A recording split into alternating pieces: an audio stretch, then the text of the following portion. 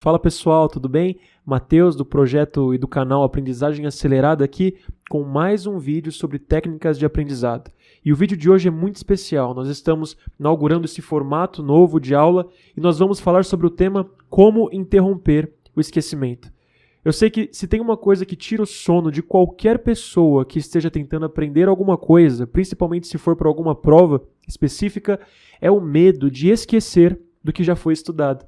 Porque, por mais que o esquecimento seja um processo natural, um processo normal da nossa vida, e até mesmo importante para nós mantermos uma mente saudável, se você não consegue se lembrar das coisas que você estuda, você está fazendo isso aqui, ó. Você está pegando todo o esforço, a energia, o tempo e até mesmo o dinheiro que você investe no seu aprendizado e jogando tudo isso na lata do lixo. Então, a primeira afirmação que nós podemos fazer nessa aula aqui é a seguinte: se você não consegue se lembrar das coisas que estuda, você está só perdendo tempo. E eu sei que ninguém gosta de perder tempo. Justamente por isso nós preparamos uma aula completa sobre como interromper o esquecimento. E para eu conseguir te ensinar a interromper o esquecimento, eu vou demonstrar algumas estratégias de aprendizado muito simples que você pode implementar nos seus estudos hoje mesmo e que vão transformar a sua maneira de aprender e vão transformar a sua capacidade de reter informações. Então, como eu disse, é uma aula completa. E o que vai ser coberto nessa aula são 5 tópicos principais. A gente vai começar fazendo uma introdução. O tema da introdução é a pulseira de miçangas. Mas o que tem a ver uma pulseira de miçangas com interromper o esquecimento? É isso que você vai descobrir, uma analogia bem legal que a gente fez. A curva do esquecimento é o segundo tópico dessa aula. E aqui a gente vai fazer um estudo sobre como funciona o processo do esquecimento humano. No terceiro ponto, a gente vai falar sobre o efeito teste, que é o efeito que nós utilizaremos a nosso favor justamente para interromper o esquecimento. Aí no quarto ponto, a gente vai demonstrar as técnicas de aprendizado que de fato acabam com o esquecimento. E por fim, no último ponto da aula, que é o ponto 5, a gente vai fazer algumas considerações iniciais, falando sobre a importância do feedback nos estudos e quando ele deve ser feito, e uma conclusão para a aula de hoje. Então agora que você já sabe tudo o que você vai aprender durante a aula, vamos começar com o primeiro tópico, falando sobre a pulseira de miçangas, a introdução da aula. Aqui é uma tentativa de desenhar uma pulseira de miçangas, mas eu tenho certeza que você sabe o que é isso. E para você fazer a sua própria pulseira, tudo que você precisa é de um fio, geralmente é um fiozinho de nylon, e as bolinhas, de miçanga que você vai utilizando para colocar no fio, e aí você monta uma pulseira, um colar. E quando a gente está fazendo uma pulseira de miçangas, eu não sei se você já fez alguma durante a sua vida, mas as crianças gostam muito de brincar disso. E geralmente acontece o seguinte, Deixa eu só passar a sirene que tá... Bom, então geralmente acontece o seguinte: a gente tem a brilhante ideia de verificar como é que está ficando a nossa obra de arte. Aí a gente faz isso. A gente vai levantar o fio que está segurando as miçangas, só que como a gente não fez nada para impedir as bolinhas de caírem, todas elas vão escorregar do fio e elas saem pulando por toda a sua sala, aí entra miçanga em cada cantinho, a sua mãe briga com você, enfim, é uma tristeza, E por que isso aconteceu? Qual que foi o problema? Primeiro, você não finalizou a sua pulseira. Se você tivesse dado um nó nas duas pontas do fio, ele ia impedir as miçangas de caírem, afinal, essa é a lógica de ter um fio ali para segurar as miçangas. Ou então, caso você realmente não tivesse terminado a sua pulseira, você poderia ter dado um nó em uma das pontas do fio, porque assim, quando você puxasse a outra ponta, o nó que está lá embaixo ia impedir as miçangas de caírem. Você já conseguiu ver qual que é a relação disso aqui com o seu aprendizado e o esquecimento? Imagine o seguinte, que você decidiu que vai aprender alguma coisa nova. E pode ser qualquer coisa, talvez você tenha decidido que vai começar a estudar para algum concurso específico, algum vestibular, ou então que você vai aprender uma nova profissão ou alguma habilidade nova para a profissão que você já tem. E quando a gente decide que a gente vai começar a aprender, a gente tem que começar com um trabalho duro de se sentar e começar a estudar. Então vamos dizer o seguinte: no primeiro dia você se senta ali por 2 horas, estuda por 2 horas seguidas, e na nossa analogia aqui, isso é o equivalente a colocar uma miçanga nesse fio aqui. Aí no segundo dia você faz a mesma coisa, né? Estuda por mais algumas horas e coloca mais uma miçanga no fio. E cada ideia, cada conceito, cada fato que você vai aprendendo é como se você estivesse pegando uma bolinha de miçanga e colocando no fio do seu aprendizado, se é que a gente pode chamar assim. Só que de repente tem alguma coisa que acontece que abala a estrutura das nossas memórias e a estrutura das informações que nós aprendemos e faz com que nós esqueçamos de tudo aquilo que nós estudamos. Cada coisinha, uma por uma, vai caindo uma por vez e a gente vai esquecendo. E da mesma forma, isso acontece porque a gente não deu um nó para segurar ali as coisas que nós aprendemos. E é justamente sobre isso que trata essa aula. Essa aula aqui é sobre como dar o nó que vai impedir as suas miçangas, ou então as coisas que você aprende, de cair. É sobre isso que nós falaremos na aula de hoje.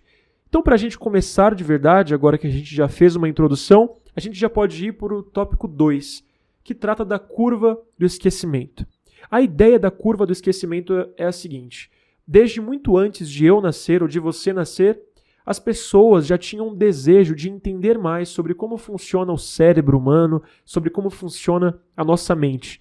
Então, a ideia é traçar um gráfico que representa a perda da nossa memória ao longo do tempo, ou então a velocidade com a qual novas informações que nós aprendemos são esquecidas. E motivado por esse desejo de entender mais sobre nós e sobre nossa memória, na década de 1880, veja há quanto tempo, um psicólogo alemão chamado Hermann Ebbinghaus, que é esse elegante senhor que está aqui nessa foto, teve a ideia de realizar uma série de experimentos onde ele testava a sua própria memória em relação à retenção de informações.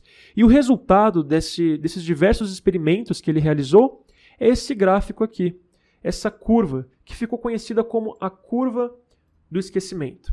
Veja que ela retrata a retenção de informações ao longo do tempo. Então, é um gráfico da retenção em função do tempo. Assim que a gente acaba de aprender alguma informação, a retenção está aqui em 100%, e conforme o tempo vai passando, ela vai ficando cada vez menor. E o interessante é que isso aqui já faz muito tempo que já foi publicado, mas ao longo dos anos, diversos outros pesquisadores fizeram outros experimentos e todos eles, de certa forma, validam os dados gerados por Ebbinghaus. Então, como conclusão disso, o que a gente sabe hoje sobre como funciona o nosso esquecimento? Em um período de tempo muito curto, mas muito curto mesmo, por exemplo, no gráfico de Ebbinghaus, em menos de um dia, em menos de 24 horas, cerca de 70% das informações que nós aprendemos são esquecidas. Então, de tudo que você aprende, em pouquinho tempo você já vai perder 70%. A partir de então, quando o gráfico atinge aqui os 30%, você vai continuar perdendo as informações, mas numa taxa menor. Então, os 30% restantes são perdidos ou esquecidos em menor velocidade. É claro que esses números aqui vão variar de pessoa para pessoa, porque nem todo mundo tem a memória igual. É claro que vai depender também do tipo de informação sendo considerada. Quanto mais complexa e quanto mais abstrata for a informação, mais difícil fica reter essa informação. Por outro lado, quanto mais familiaridade você tem com a informação, mais fácil é de você se lembrar dela. Mas não importa os números no final. O que importa é o seguinte: se nós não fizermos nada a respeito, nós corremos o risco de esquecer de tudo o que estudamos. Escrevi errado aqui. De tudo o que estudamos. Então, uma questão que é central para qualquer pessoa que se preocupe, que esteja tentando aprender alguma coisa, é descobrir uma forma de interromper o esquecimento. E como que a gente consegue resolver o problema do esquecimento? Como que a gente interrompe esse processo que é natural da gente? Basta você pesquisar por 1 minuto na internet e você com certeza vai achar algum professor ou algum coach falando o seguinte, que para você driblar a curva do esquecimento, você só precisa... Muitos dizem que você só precisa revisar o que estudou. E a ideia, na verdade, é boa, porque a lógica é a seguinte. Deixa eu pegar uma caneta aqui.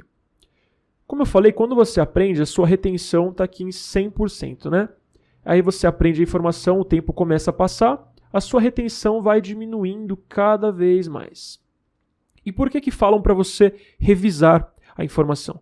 Porque quando você revisa, teoricamente, o gráfico vai voltar lá para cima. Finge que isso aqui está reto, tá? Quando você revisa, o gráfico volta lá para cima e a sua retenção volta a 100% e ele vai voltar a cair com certeza, só que agora numa taxa menor. Você vai perder as informações numa velocidade menor. Mais uma vez, você revisa, volta lá para cima e o gráfico vai caindo numa taxa cada vez menor. Só que o que acontece? Você apenas revisando o material, como se você estivesse tendo sempre o primeiro contato com o material, é como se você, na nossa analogia das miçangas, fizesse a sua pulseira, não desse o nó e deixasse todas as bolinhas caírem. Aí você sai procurando, sai catando as bolinhas, recria, refaz a sua miçanga e de novo você não presta atenção e deixa as bolinhas caírem e você vai repetindo esse processo. Então você não dá o nó nas miçangas apenas revisando. Mas se você quer realmente dar um nó que vai impedir as suas miçangas de cair, ou seja, o nó que vai impedir que você esqueça, que vai interromper o esquecimento, você vai precisar revisar sim. Essa parte está certa. Mas você precisa fazer com que suas revisões sejam ativas e não passivas. E é aqui que está o segredo. O que eu quero dizer com isso? Que em vez de você assistir a aula de novo, vou até pegar uma caneta vermelha aqui, em vez de você assistir a aula do zero, em vez de você reler o texto que você já leu, ou então pegar as anotações que você fez e apenas reler aquilo ali passivamente, você deve fazer o seguinte. Você deve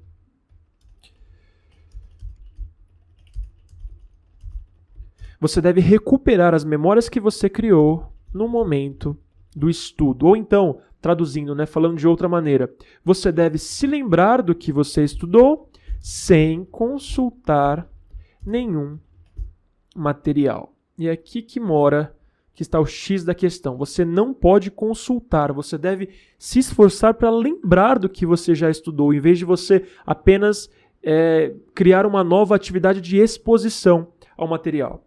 E essa estratégia é conhecida na língua inglesa como, está muito em alta falando nisso, na ciência do aprendizado, principalmente lá fora, é conhecida como Retrieval Practice. E não existe uma tradução muito certa para a língua portuguesa. Eu coloquei prática de lembrar aqui, porque eu já vi alguns professores chamando essa estratégia de prática de lembrar, mas na verdade não importa a tradução, importa o que ela significa, na prática. E o que é? O que é a estratégia do Retrieval Practice? É lembrar-se das ideias, dos conceitos e dos fatos que você estudou ativamente. Mais uma vez, só para frisar, sem consultar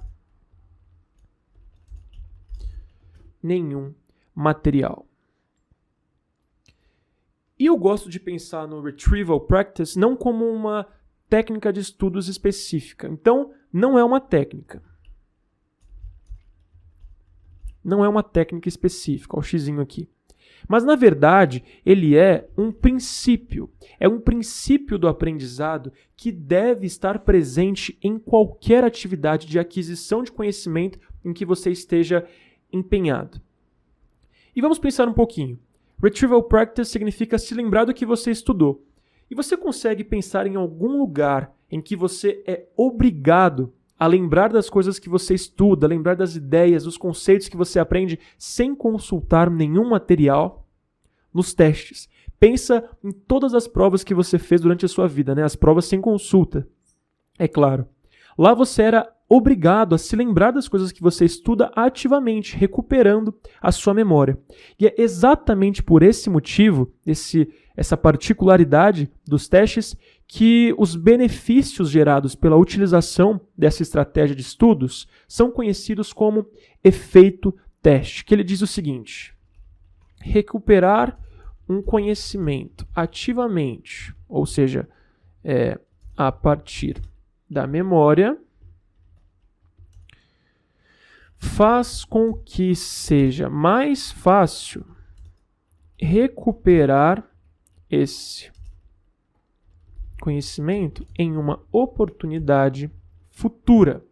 Então, quando você se lembra dos conhecimentos que você adquiriu no seu estudo, você faz com que seja mais fácil de se lembrar desse conhecimento da próxima vez que você precisar. É isso que os testes fazem com você. Então, isso revela para a gente o poder, na verdade, que os testes têm.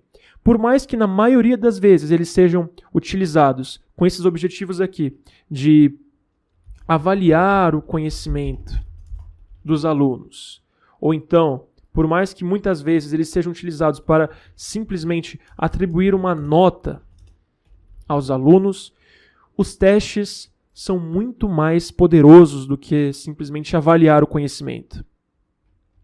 Eles têm o poder de criar conhecimento. E por que isso acontece? Quando você relembra de alguma informação ativamente, por que você torna ela mais forte, mais fácil de ser recuperada futuramente? Porque o modo como o nosso cérebro, como nós armazenamos informações no nosso cérebro, é totalmente diferente da forma como um computador armazena informações no HD, por exemplo, num pendrive. Por quê? Pensa bem, nos arquivos de computador, né? Por exemplo, as fotos, os vídeos, textos, tudo que você tem no computador permanecem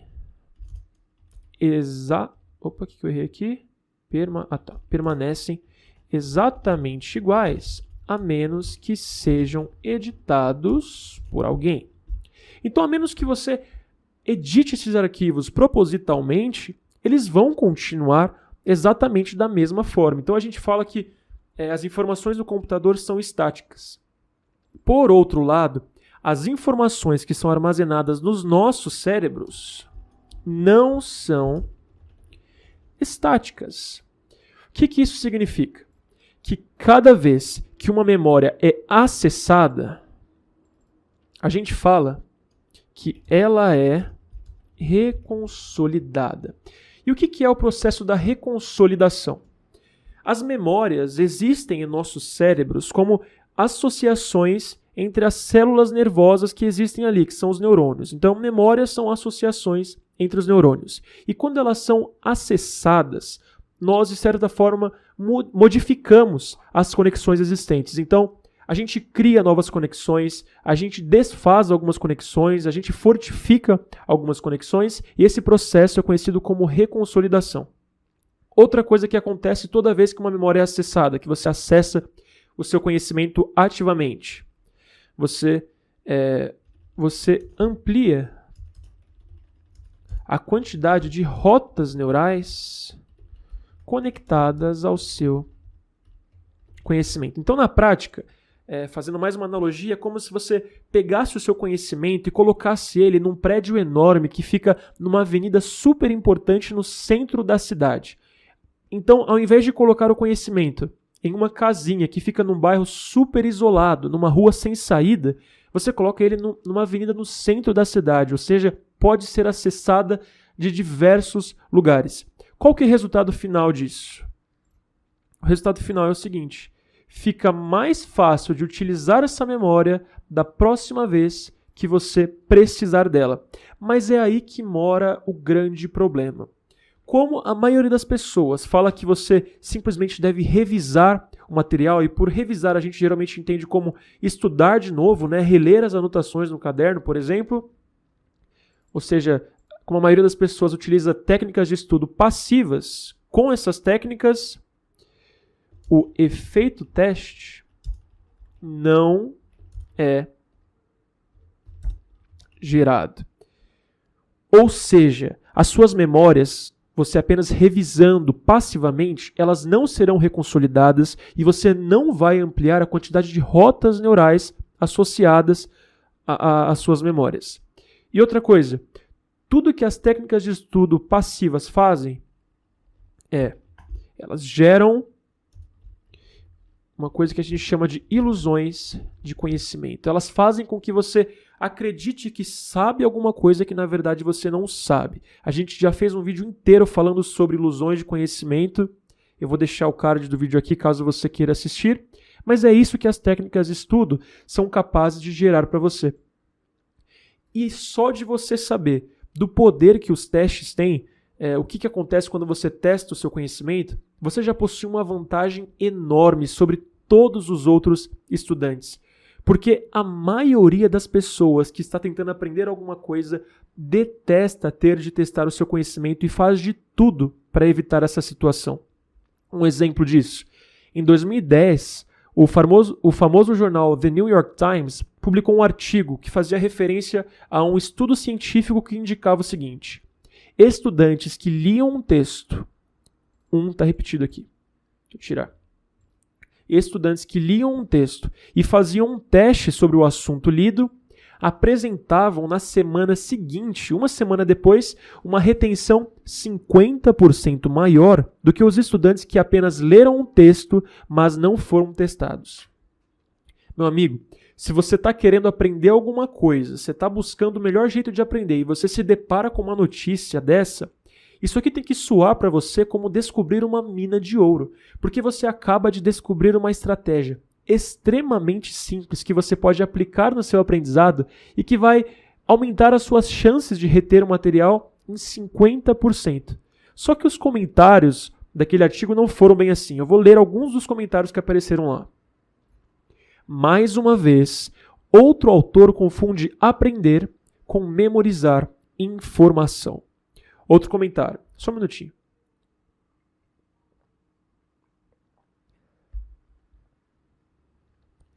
Eu, pessoalmente, gosto de evitar todos os testes possíveis, especialmente quando minhas notas já estão boas.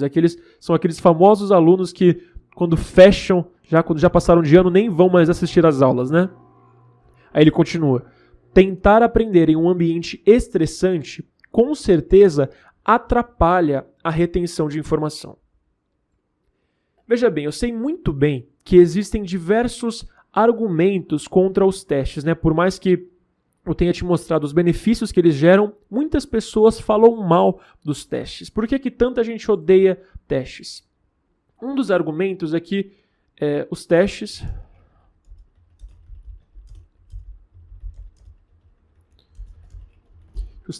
aumentam o nível de estresse dos estudantes. Outra coisa que falam muito, né? Os testes... Opa.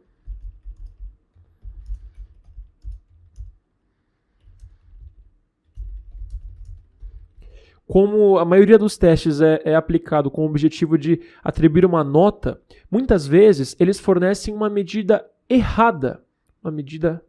Eu não coloquei errada, né? Uma medida errada do nível de conhecimento dos estudantes, porque muitas vezes a pessoa pode estar muito nervosa e por mais que ela saiba o assunto, ela vai ter uma performance pior por conta do nervosismo. Outra coisa que as pessoas falam muito contra os testes, que eles sempre priorizam a memorização em vez de habilidades de alto nível. Quais são essas habilidades de alto nível? Por exemplo, a síntese, a capacidade de análise, a capacidade de resolução de problemas e assim por diante, né? Então as pessoas falam isso contra os testes. E, na verdade, principalmente essa questão aqui da memorização, que eles priorizam a memorização, os sistemas de ensino sempre dão muito valor para a memorização, criou uma legião de pessoas que detesta a palavra memorização e acham que memorização é completamente o contrário do desenvolvimento de habilidades de alto nível, né? Mas se você é contra a memorização, eu vou te dar 2 exemplos aqui. Será que você aceitaria ser tripulante de um voo onde o piloto desse voo ele não sabe, decora os procedimentos básicos para pilotar um avião, como por exemplo, para pousar o avião, ele tem que pegar um manual e ficar olhando para cada detalhezinho do que ele vai fazer? Ou então, será que você aceitaria ser operado por um neurocirurgião que não sabe, que não tem memorizado cada componente do seu sistema nervoso central, então do seu sistema muscular, do seu esqueleto? É claro que não. E o porquê disso? Porque a memorização de fatos, por mais que tanta gente deteste ter de memorizar, a memorização de fatos faz parte de qualquer processo de aquisição de conhecimento. Então, sempre que você quer aprender alguma coisa, você vai ter de decorar não, uma palavra ruim, de memorizar algumas informações. E além disso, não só na hora de adquirir o conhecimento, mas na hora de desenvolver também. Então, a memorização faz parte de qualquer processo de desenvolvimento de habilidades de alto nível, que são as habilidades que a gente falou, né? A análise, a síntese, a resolução de problemas. Então, a gente pode pensar o seguinte, se o domínio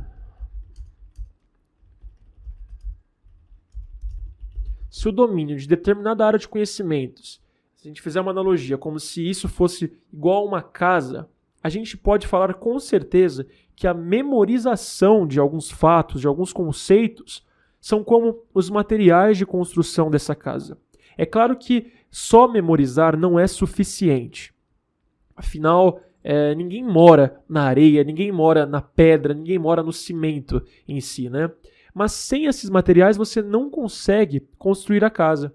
Então, os blocos de construção, os materiais para construir o domínio de determinada área de conhecimento é o quê? É a memorização de fatos, de ideias, de conceitos. Isso é parte muito importante se você quer realmente dominar o que você quer aprender.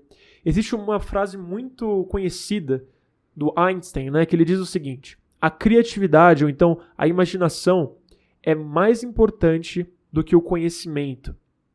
E muitos estudantes adoram estampar essa frase na sua camiseta, colocar nas redes sociais aí, e de fato ele está certo, né? A criatividade, sem ela, nós não teríamos descoberto nada do que nós sabemos hoje sobre o mundo, nós não teríamos desenvolvido nada.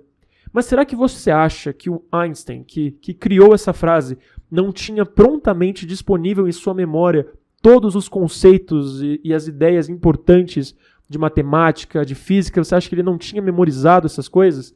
Justamente ter memorizado as ideias fundamentais da área de conhecimento que você quer dominar é muito importante para você desenvolver habilidades como a criatividade, por exemplo.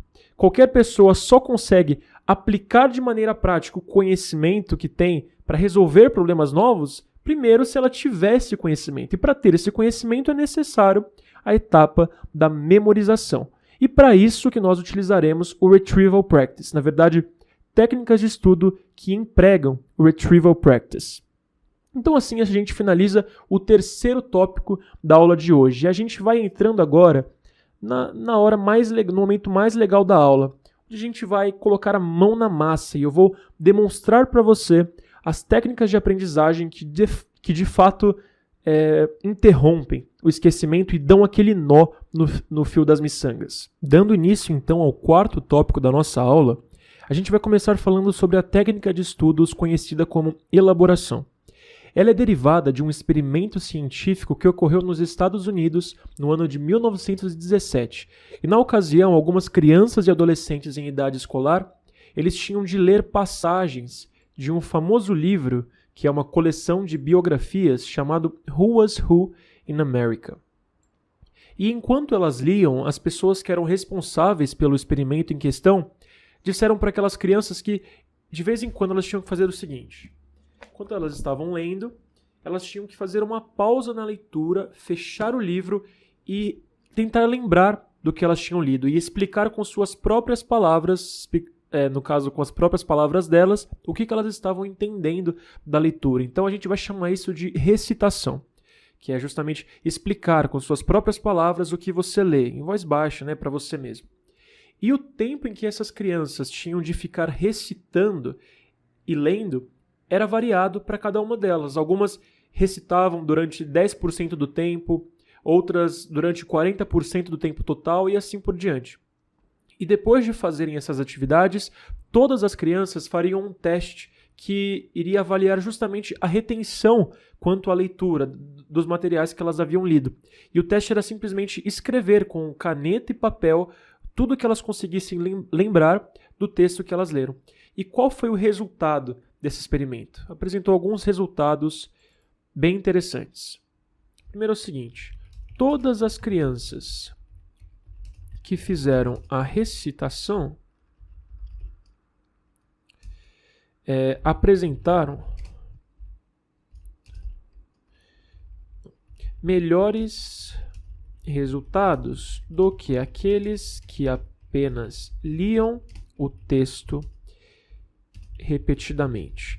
Eu não falei isso, eu acho, mas além das crianças que recitavam, parte delas apenas liam. Quando elas terminavam o trecho que era dado para elas lerem, elas tinham de repetir a leitura. E todas as crianças que paravam para ler, para recitar, tiveram um resultado melhor naquele teste que elas fizeram do que as crianças que apenas liam diversas vezes. Outra coisa, as crianças que apresentaram um melhor resultado, então o tempo ótimo entre leitura / recitação foi de 40% do tempo lendo e 60% do tempo de estudos recitando. Ou seja, isso é contraintuitivo, né? Na verdade, para você se lembrar mais do que você lê, elas passaram menos tempo lendo e mais tempo recitando.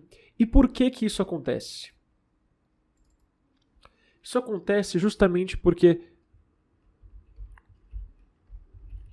quando as crianças paravam de ler para recitar, elas estavam se testando, ou seja, recuperando memórias ativamente, praticando o retrieval practice.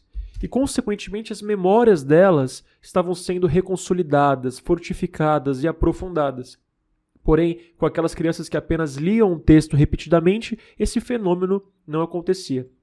Então, a partir desse estudo, foi derivada uma técnica chamada de elaboração. E a elaboração é uma espécie de recitação, é parecida com a recitação, mas é uma recitação um pouco mais avançada. Então a gente vai chamar de recitação 2.0. E ela consiste no seguinte: elaboração. Explicar os conceitos que você está tentando aprender com suas próprias palavras, vírgula, relacionando as coisas que está aprendendo com coisas que você já sabe. Então, além de explicar com as suas próprias palavras, ou seja, além de recitar, você inclui essa etapa aqui de relacionar as novidades que estão chegando ao seu cérebro com coisas que já estavam lá da sua memória de longo prazo. E eu vou fazer agora uma demonstração de como aplicar essa técnica. E para fazer essa demonstração, eu vou estar utilizando esse livro aqui, Sistemas de Controle Moderno, 12ª edição. Esses dois aqui, Bishop e Dorff, são os autores do livro. Eu sou estudante de Engenharia de Controle, eu não sei se vocês sabem, então esse é um livro que eu utilizo muito em meus estudos e eu vou fazer a demonstração com 2 parágrafos que são iniciais desse livro, né, para não ficar uma coisa muito abstrata para quem não entende de controle. Primeira coisa, antes da demonstração em si, o aprendizado é uma experiência extremamente pessoal. Então, sinta-se livre para utilizar as técnicas que eu vou estar aqui fazendo modificações. Porque, por mais que os princípios da ciência do aprendizado funcionam para todas as pessoas, os princípios funcionam para todas. Mas a maneira específica sobre como esses princípios serão aplicados vai depender da pessoa em questão. Eu vou demonstrar aqui como eu aplico, mas você é livre para fazer adaptações justamente para elas se adaptarem à maneira como você acha que aprende melhor. Então vamos começar. Esses 2 parágrafos aqui são transcrições completas desse livro aqui, ó, Sistemas de Controle Moderno, como eu já falei. Então vamos começar. Eu vou ler e vou elaborar, praticar a elaboração exatamente da maneira como eu faria se eu estivesse tentando aprender esse conteúdo aqui. Vamos lá. A engenharia se preocupa em entender e controlar materiais e forças da natureza para o benefício da humanidade. Engenheiros de sistemas de controle preocupam-se em entender e controlar segmentos de seu ambiente, geralmente chamados de sistemas, para fornecer produtos economicamente úteis para a sociedade. Tá, beleza. Então eu vou fazer uma pausa aqui. Deixa eu só marcar, né, para saber onde eu parei. A sociedade, deixar de amarelo. Bom, eu fiz uma pausa aqui. De quanto em quanto tempo você deve parar ou pausar a aula que você está assistindo para começar a elaborar as informações? Depende. Se for uma coisa muito difícil... Só um minuto. Bom, acabou de passar um carro de campanha política aqui, mas continuando a aula. Onde que eu estava? Ah, tá. A pausa, né? O tamanho da pausa vai depender da sua familiaridade com o conteúdo e da complexidade da informação. Se for uma coisa muito difícil, você vai ter que fazer mais pausas. Tenha sempre em mente o seguinte: quanto mais pausas você fizer, ou quanto menor for o tamanho da informação que você vai elaborar, mais fácil fica a prática da informação. Mas lembre-se que quando a gente está aprendendo alguma coisa, nem sempre a gente está procurando pela coisa mais fácil, justamente porque o esforço aumentado, quanto mais esforço for necessário para você aprender alguma coisa, mais profundo e mais durável vai ser o seu conhecimento. Então, mais uma vez, a solução aqui é você fazer testes, vai se testando. Começa com um ponto final, depois vai para 2 pontos finais. O que não vale é você ler um capítulo inteiro de um livro para tentar elaborar ele, e aí na hora que você vai praticar a elaboração, você não consegue se lembrar das coisas que você leu. Aí você, mais uma vez, só perdeu tempo. Eu senti que aqui estava bom, então eu vou elaborar com isso aqui que eu li. Já até esqueci, deixa eu só dar uma lidinha aqui. Tá. Beleza, vamos lá. O autor, então, deixa eu escrever aqui. Elaboração 1. Então essa elaboração 1 corresponde a esse trecho de texto aqui que eu pintei de amarelo. Então eu vou pintar aqui de amarelo também. O autor começa falando o seguinte, deixa eu tirar isso aqui. O autor começa definindo o que é engenharia. E ele fala que engenharia, o que ela tenta fazer? Ela busca entender e controlar os fenômenos e materiais da natureza para criar coisas. Ele não fala criar coisas, né? Ele fala desenvolver produtos para a sociedade, alguma coisa assim. Mas a engenharia tenta criar coisas, ou então outra coisa que a gente já sabe, né? Todo mundo sabe que o engenheiro faz o quê? Resolve problemas. Então tenta entender os fenômenos materiais para resolver problemas. E aí ele não para por aqui. Ele vai definir o que é... Deixa eu só fazer uma seta aqui ligando os dois. Ele vai definir o que é engenharia de controle, que é o que eu estudo, por sinal. Engenharia de controle. Então o autor não só fala o que é engenharia, ele começa falando o que é engenharia justamente para abrir um contexto para explicar o que é engenharia de controle, que é justamente isso aqui. Como ela é uma parte da engenharia de controle, ele também vai tentar entender e controlar alguma coisa. No caso da engenharia de controle, ele tenta entender e controlar os sistemas. Aí aqui que me deixou um pouco confuso, que o autor tenta definir sistemas como ele fala que são segmentos do seu ambiente.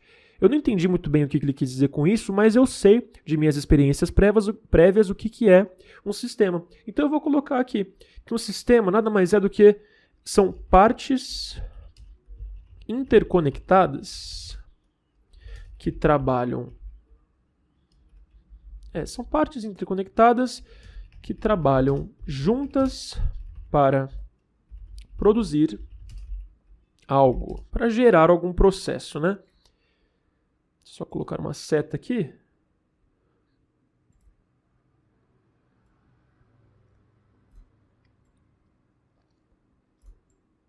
Pronto.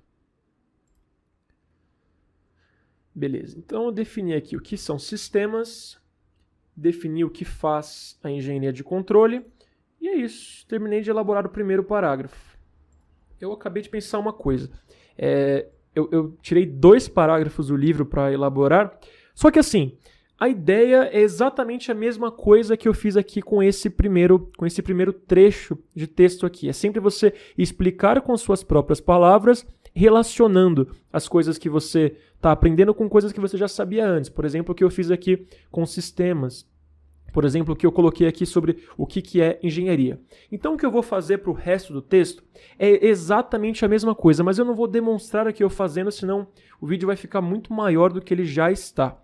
Mas eu vou colocar na edição, vou fazer um corte e vou colocar uma comparação entre o texto original e o texto que eu elaborei, tá bom? Então agora um corte no vídeo.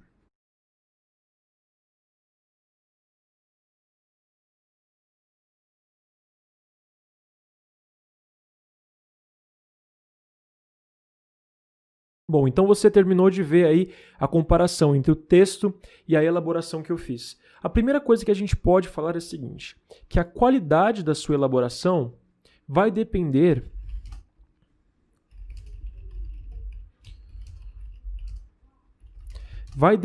muito dos conhecimentos que você já tem.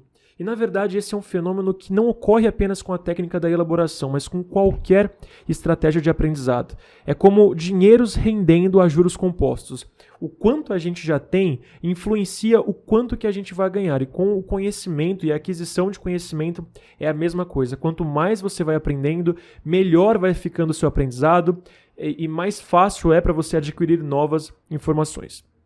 Então a gente finalizou a demonstração da técnica da elaboração e agora a gente vai para a próxima. Próxima estratégia de aprendizado sobre a qual a gente vai falar é a dos testes imediatos. Essa técnica também é derivada de um experimento científico. Esse aqui aconteceu em 1939 e também foi realizado com crianças e adolescentes em idade escolar e elas também tinham de ler um trecho de texto. Nessa ocasião, elas tinham de ler artigos científicos com 600 palavras em média, ou seja, eram artigos bem pequenos, né? E aí elas liam o artigo e realizavam testes em tempos variados. Como assim? Por exemplo, uma criança lia, esperava 1 minuto e já fazia um teste. Outra lia, esperava horas e fazia um teste. Depois disso, todas elas teriam de realizar um teste final que ia ser realizado 2 meses depois do primeiro. E esse aqui gerou resultados muito interessantes e a gente pode tirar conclusões muito boas sobre ele. O primeiro,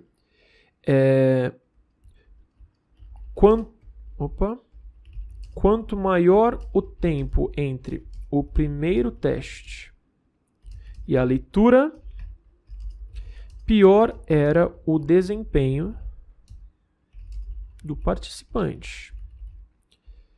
Ou seja, se eu li um texto, esperei muito tempo para fazer um teste sobre ele, o meu desempenho vai ser baixo. Isso já é meio natural e meio intuitivo. Mas o que é realmente interessante é sobre o resultado no teste final das crianças. É o seguinte, o que determinou o desempenho no teste final, que foi realizado 2 meses, bastante tempo, após o primeiro. Acho que eu errei aqui. Ah, tá. Primeiro foi justamente o tempo necessário para realizar o primeiro. Por quê? Porque o desempenho das crianças no primeiro teste e no teste que foi realizado 2 meses depois era sempre muito parecido. Então, o que determinava a sua retenção final era justamente o tempo que você levava para fazer o primeiro teste, porque depois disso, todos os outros testes que você ia fazer ia ser muito parecido com o primeiro. E o que determina se você vai bem no primeiro é justamente o tempo que você leva para realizar um teste. Qual que é a conclusão que a gente tira? Depois de você estudar qualquer coisa, você deve fazer um teste o mais rápido possível. Então, terminou de estudar alguma coisa, bebe uma água, vai fazer algum alongamento, respira um pouco e já faz algum teste em relação ao que você acabou de aprender. E outra coisa, se você viu o vídeo inteiro, viu essa aula inteira, não preciso nem te falar isso aqui. O teste imediato deve ser feito sem consulta. Você está proibido de consultar o material no qual você vai ser testado. Por quê? É justamente isso que vai fazer você recuperar as suas memórias e, consequentemente, interromper o seu esquecimento. Uma pergunta interessante que talvez alguém faça é: e onde que eu encontro perguntas para responder? Você tem duas opções. Primeiro, se você está estudando um livro didático, chances são de que o autor já pensou em perguntas para você responder. Então, responda as questões disponíveis no livro que você está lendo, ou então fornecidas, uma barra é melhor, fornecidas pelo seu professor, certo? Mas se você não achar que essas questões são suficientes, ou se você não encontrar essas questões, se você não achar que elas são boas o bastante, é aqui que você tem que agir.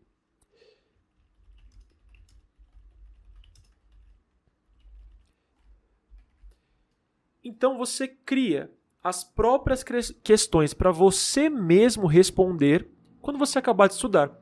Então aqui a gente tem que voltar na etapa anterior, na etapa da elaboração. Depois que a gente termina de elaborar, ou seja, de explicar conceitos com nossas próprias palavras, conectando o que a gente já sabia com o que a gente está aprendendo, você deve criar uma questão, como se você estivesse pensando numa prova, se você fosse um professor, para os seus alunos responderem. Mas nesse caso, você mesmo é que vai responder essas questões. Então agora eu vou voltar na etapa anterior, na etapa da elaboração. Aqui estão as 5 elaborações que eu fiz em relação a esse texto aqui. E eu pensei em algumas perguntas, certo? Só faltou da primeira, né? Deixa eu colocar aqui.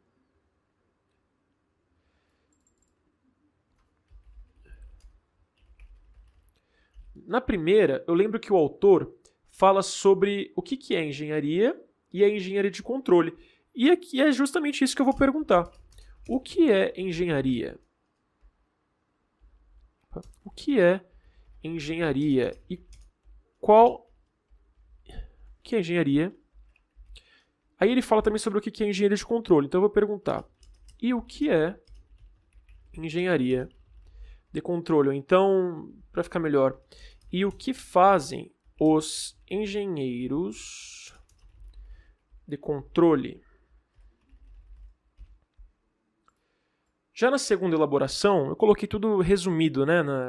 Eu fiz um corte no vídeo e coloquei para você ver.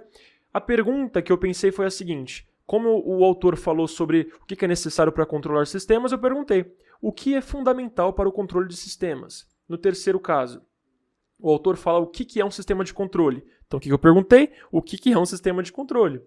Na quarta elaboração, ele fala sobre a teoria dos sistemas lineares. Então, eu escrevi aqui: para que serve a teoria dos sistemas lineares? E, por fim, no último caso, o autor fala o que é um sistema de controle de malha aberta. O que eu perguntei? O que é um sistema de controle de malha aberta? Talvez não fossem essas perguntas que estivessem no livro, e até mesmo as perguntas no livro costumam ficar no final de cada capítulo. Se eu não terminei o capítulo, não vai ter perguntas para eu responder. Então, em vez de eu sair procurando as perguntas no livro, e talvez não entendendo, eu crio as minhas próprias questões para que eu mesmo responda depois da minha sessão de estudos. E assim a gente finaliza essa técnica de estudos chamada teste imediato, tá? Que consiste em você responder questões sobre o que você acabou de estudar logo após a sessão de estudo. Mas uma coisa muito interessante. Eu falei aqui o tempo todo que fazer testes vai te ajudar a reter o material que você quer aprender. E isso é fato. Isso vai te ajudar.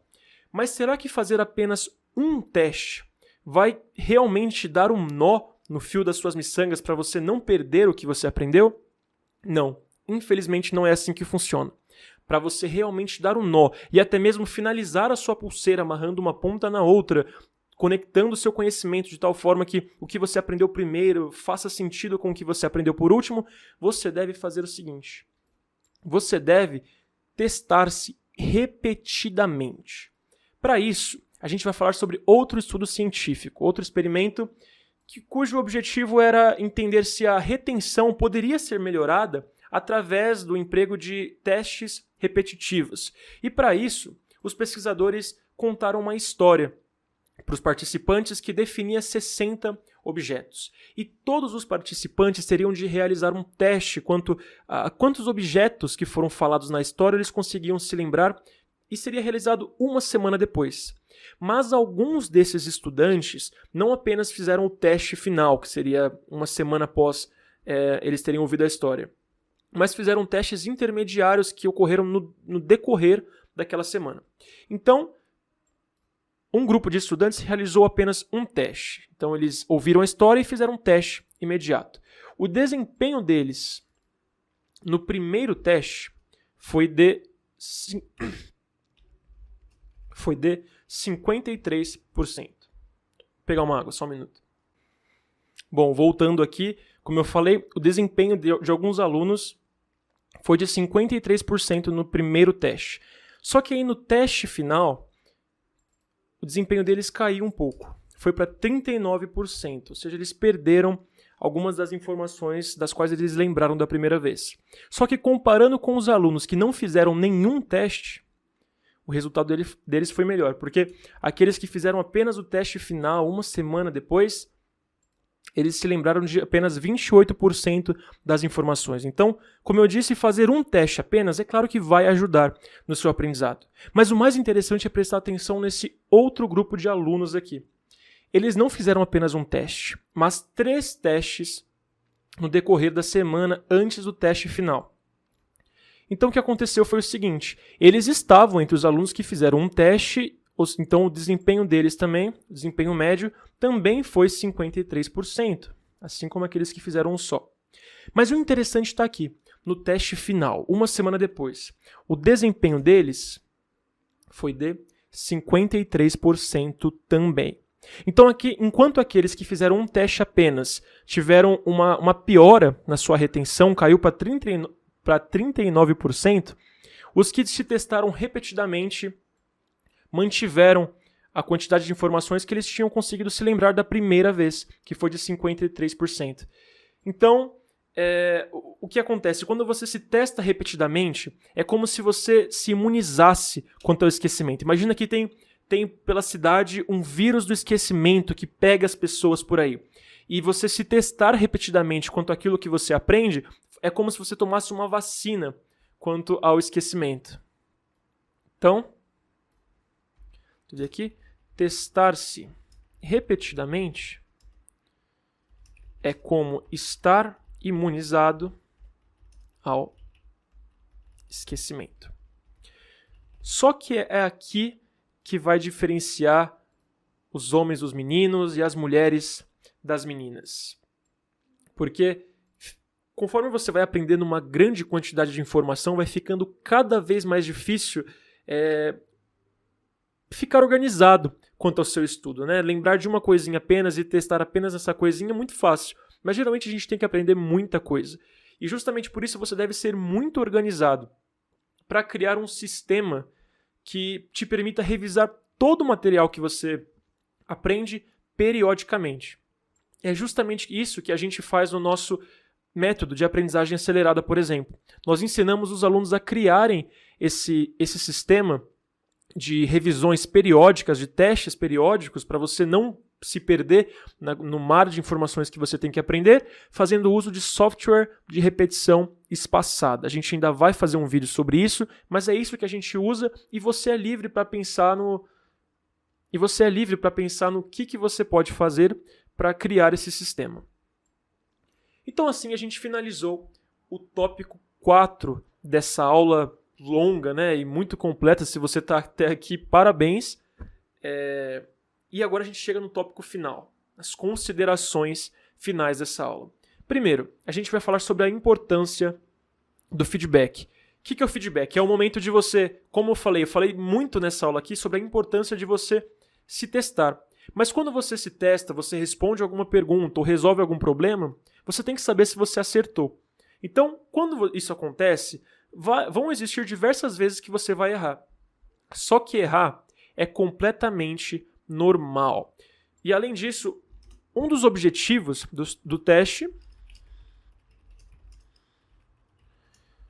é justamente te mostrar o que você sabe e o que você não sabe. Então você não deve ficar desesperado caso você não consiga responder as questões que você precisa. Por outro lado, quando você acerta, você deve sentir satisfação por saber que seu aprendizado está no caminho certo. E aqui está uma questão muito interessante, tá? Quando que você deve ter o feedback? Quando que você deve olhar se você acertou? Existe um corpo de pesquisas científicas e de evidências que mostra que quando você atrasa um pouco o feedback, o resultado da sua retenção de longo prazo é muito melhor. Por que isso acontece? Quando você sempre tem o hábito de responder alguma coisa e logo em seguida já conferir se você acertou imediatamente, a tarefa de conferir se está certo acaba virando uma etapa da tarefa de responder questões. Então é como se você ficasse, de certa forma, dependente de ter ali o gabarito, sempre precisa do gabarito para ver se você precisa. Pensa na criança que fica viciada em andar de bicicleta com as rodinhas. Acontece a mesma coisa. Então o que você tem que fazer? Em vez de responder uma questão, ver se está certo, responder outra, ver se está certo, você responde todas as questões que você precisa responder, espera alguns minutos, faz uma pausa de 5 minutos nos seus estudos e aí você confere se você acertou ou não. Assim deve ser o feedback no seu estudo. E por fim, a conclusão da aula de hoje. Estamos terminando. A gente começou essa história falando sobre a pulseira de miçangas, né? E da criança que vai levantar para ver como está ficando a pulseira e deixa todas as pecinhas caírem. Só que o estudo, o aprendizado, demanda muito mais esforço do que simplesmente pegar uma bolinha e colocar num fio. Então, quando você se esquece do que você aprende, ou seja, você deixa suas miçangas do conhecimento irem embora do fio do seu aprendizado, o seu prejuízo é muito maior. Então, você deve estar muito preocupado quanto a encontrar uma maneira de interromper o esquecimento. E o que eu te ensinei na aula de hoje, com certeza vai te ajudar a fazer isso. Segundo, é justamente o Retrieval Practice e as técnicas de estudo que implementam essa estratégia que vão fazer com que você interrompa o esquecimento e dê um nó no fio das suas miçangas para elas não saírem pulando aí pela sua sala. E eu sei o seguinte, eu sei que recuperar memórias ativamente é muito mais difícil do que fazer revisões de maneira passiva. Porém, mas é justamente o esforço aumentado que vai tornar o seu aprendizado mais profundo e mais durável. Então você não deve ficar fugindo de atividades que são difíceis, tá? Quando a gente fala de aprendizado. Outra coisa, fazendo isso você vai aprender. E aprender é uma das melhores experiências que a gente pode viver como seres humanos, ao contrário dos prazeres extremamente temporários e curtos que a gente tem com atividades hipnóticas, por exemplo, vendo TV, ficando lá no Instagram, ficar no Facebook. O aprendizado gera uma felicidade duradoura. É muito bom, então vai aprender alguma coisa. E por fim, eu coloquei aqui aprendizagem retardada por causa do seguinte. O nome desse projeto aqui é aprendizagem acelerada. Mas talvez você já tenha percebido que as técnicas que a gente ensina levam mais tempo do que as técnicas que a maioria das pessoas usa. Por exemplo, é muito mais difícil você responder questões do que simplesmente reler as suas anotações. Só que aqui a gente pensa no longo prazo. No longo prazo, os benefícios gerados pelas estratégias que nós ensinamos seriam adquiridos com muito mais tempo através das estratégias passivas que a maioria das pessoas usam. Então, no longo prazo, é por isso que a gente fala que o que a gente ensina torna a sua aprendizagem muito mais acelerada e muito mais eficaz também. Então, nós chegamos finalmente ao final da nossa aula. Eu sei que é um conteúdo pesado, é um conteúdo difícil, porém, vale muito a pena você como que eu te ensinei aqui, todas as técnicas, você saber como como funciona o seu esquecimento, saber como combater o esquecimento vai fazer toda a diferença no seu aprendizado. Eu agradeço muito para você que assistiu essa aula. Além disso, para as pessoas que chegaram até aqui no vídeo, tem uma notícia muito boa. Nós fizemos um bônus especial, que é um e-book. O e-book se chama Como Interromper o Esquecimento. Ele trata das coisas que nós aprendemos aqui na aula, só que em mais detalhes, para você consultar, principalmente a parte da demonstração das técnicas. Lá você pode ver e rever, e com certeza isso vai ajudar a você empregar essas técnicas caso você não conhecia elas anteriormente. Então eu agradeço muito por você ter assistido a essa aula aqui. Nós estaremos sempre trazendo conteúdo. Deu muito trabalho fazer essa aula, então se você puder ajudar a gente se inscrevendo no canal ou curtindo o vídeo, dando um gostei, vai ajudar bastante porque mais pessoas vão conhecer o nosso trabalho. E assim eu finalizo a aula de hoje e a gente se vê no próximo vídeo. Mais uma vez, muito obrigado.